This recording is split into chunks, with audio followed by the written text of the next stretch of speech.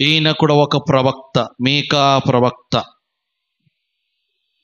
ఇశ్రాయేలు ప్రజలు ఎండిపోయినారు.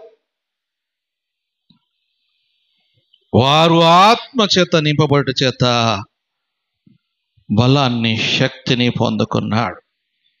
ఈ రోజున నీవు ఆత్మను కలిగి, బలవంతుడై అనగా బలము కలిగి నువ్వు కలిగి ఉంటున్నావా?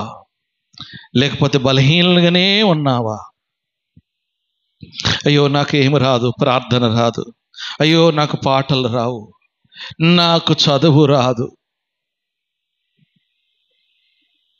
ఆయన ఏం చేయబడ్డాడా? మీకా ఇశ్రాయేలు కొరకు ఎన్నుకబడ్డాడు ప్రభు. మీకాను ఎంచుకున్నాడు ప్రభు. ఇదిగో నేనైతే దేవుని ఆత్మ చేత నింపబడతా.